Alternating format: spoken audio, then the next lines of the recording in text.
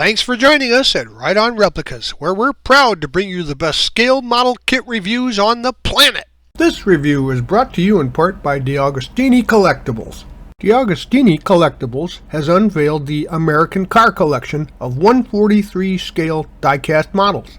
The American Car series brings together some of the most powerful and famous vehicles created by the U.S. automobile industry in a planned series of 80 collectible scale miniatures. Here you see some of the most spectacular American cars that are part of the collection of these fascinating models.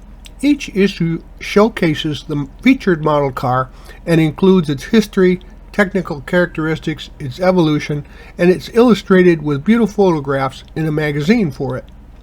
Now, D'Agostino offers these collections through subscription systems. Check out the link on their site below the review here that details the program there. In short, I can tell you that these are nicely detailed models in 1/43 scale that are very attractive, affordable, and appropriately sized to include in a large collection.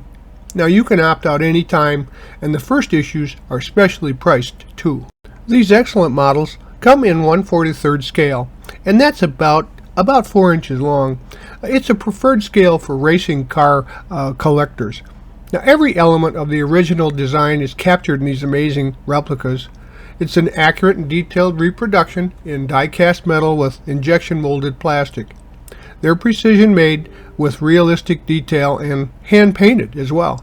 Each one comes with a clear presentation case, including a display stand with information identifying each car. Now, the model is mounted to the stand with 2 screws to ensure it does not come off its base.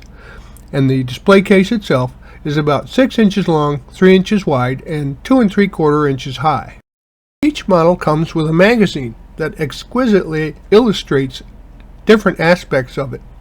It talks about the model and gives technical stats about it and describes the model itself in the one-to-one form. Now, it also has a little segment about Made in America, which talks about some.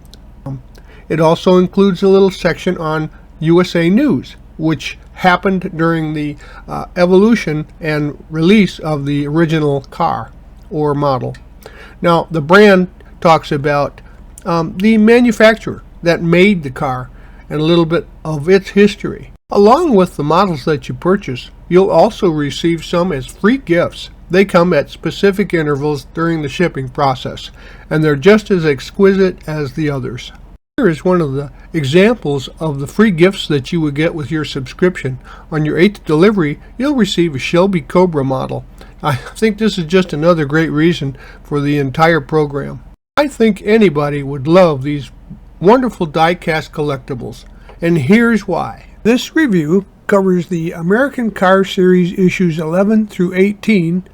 That's the 4th and 5th packages of your subscription from the 1/43 scale D'Agostini die-cast collection. As you can see, there are some iconic cars in this collection, and each of them is in its own crystal clear display case with a backdrop from the times and information on the back regarding the individual model. First up is this gorgeous dark blue model with iconic SS stripes, the Chevrolet Chevelle SS 454 from 1970. Now, this thing, somehow they packed a massive motor into an intermediate car, and the base engines ran from a 6-cylinder 155 horsepower unit to the mighty SS 454 with a top speed of 135 miles an hour. It had rated at 360 horsepower and was also available with cowl induction. But there was an optional LS6 version equipped with a 4-barrel Holley, and it produced 450 horsepower. Now, there were 4,475 of these made. The Chevelle SS was one of the fastest classic muscle cars due to its fast acceleration. But it was a little, wishy-washy there in the corners because of its high center of mass. So it really did well on drag strips. Issue number 12 was the Dodge Charger Daytona from 1969. Now, the Dodge Daytona was one of the two famous Aero cars, affectionately known as the Winged Warriors, and they featured special body modifications that included almost a 2-foot tall stabilizer rear wing and a special sheet metal nose cone and braking setup. Now, that was because it was aimed solely at the NASCAR circuit, and standard equipment was a 440 Magnum engine with the optional 426 Hemi V8. Now, this became one of the rarest and most expensive muscle cars ever built. There are prices approaching $1 million for the 70 Daytonas that were fitted with the 426 Hemi out of the 503 that were built.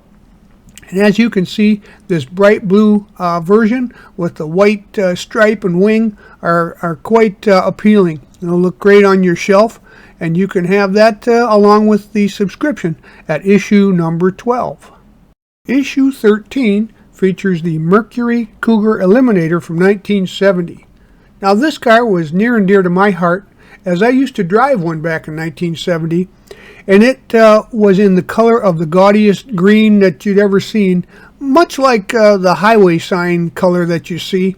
But the Eliminator was offered with all available Cougar engines, and the 351 Cleveland 4-barrel was standard. The Boss 302 engine was exclusive to the Eliminator, however.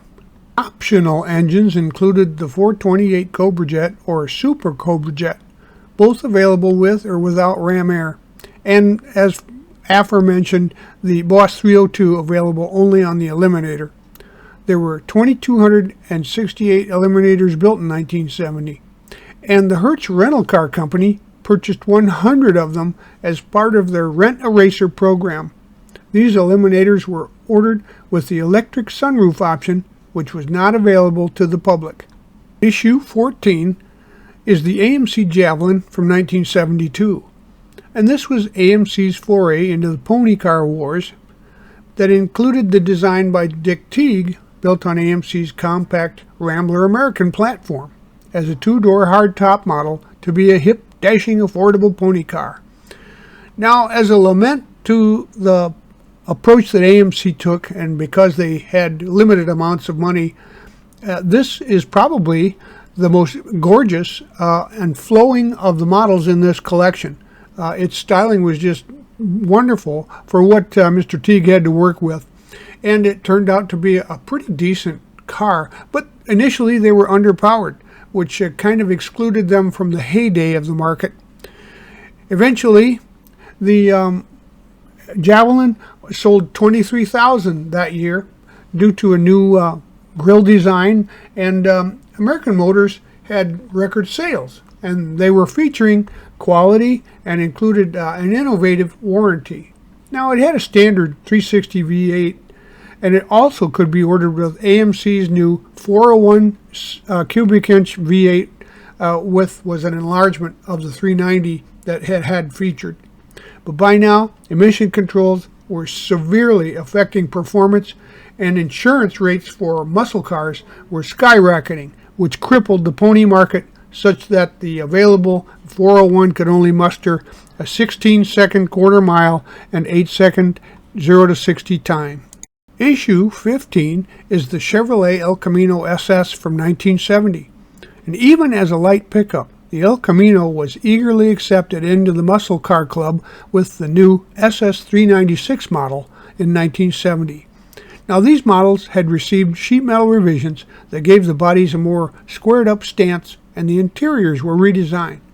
The new 396 SS actually was displaced for a 402 cubic inches, although all the emblems said 396.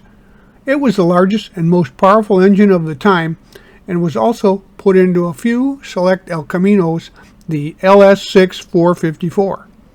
Rated at 450 horsepower, it gave the El Camino quarter mile times in the upper 13-second range at over 106 miles an hour.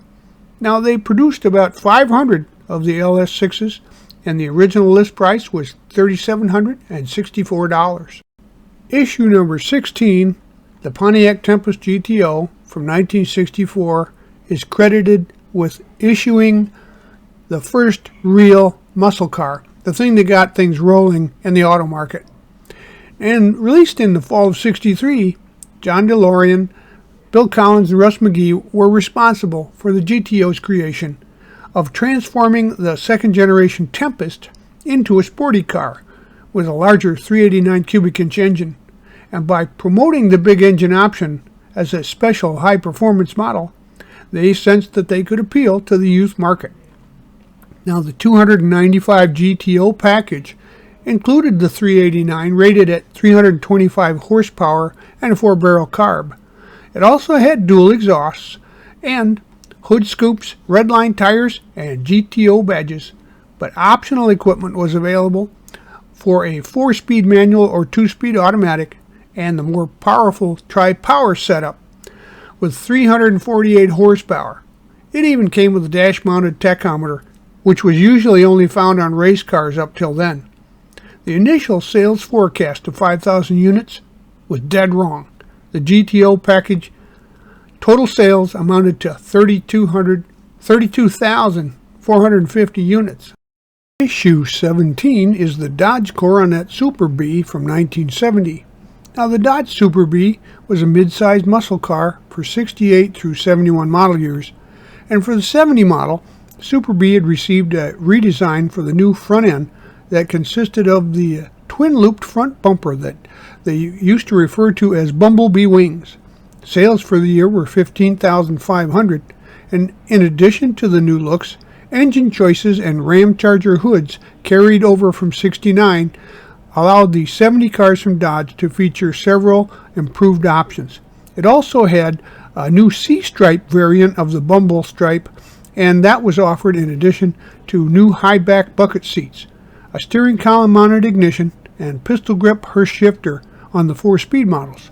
It featured a 425 horsepower 426 Hemi engine available as an option. Next up is issue 18, the Plymouth Barracuda from 1968. Now, technically, the pony car war started with the Barracuda that was released 2 months before the Mustang. Now, for 1968, the 273 engine was replaced by a 318 V8 as the smallest one available, and also featured optional 340 cubic inch 4-barrel engines. Now, there was an additional 383 Super Commando that was upgraded with an intake manifold, a camshaft, cylinder heads from the Roadrunner and Super Bee, and the only problem was the A-body car it was jammed into would restrict the exhaust manifolds so that it was only able to get 300 horsepower. It had a 15.5 second quarter mile and a 7.5 second 0 to 60 mark. But on a side note, for '68, Chrysler made about 50 fastback Barracudas equipped with a 426 Hemi for super stock drag racing. It was basically altered and included a sticker with no warranty that indicated it was not for use on public roads, but it could run the quarter mile in the mid-10s. There were 45,412 Barracudas built in the 1968 model year. Well, we hope you liked this premium step-by-step diecast review, and so that you don't miss any more, please subscribe to our YouTube channel. You can do that by clicking on the icon on the lower right of any of our reviews, and you can find us on Facebook or our website, rideonreplicas.com. Thanks.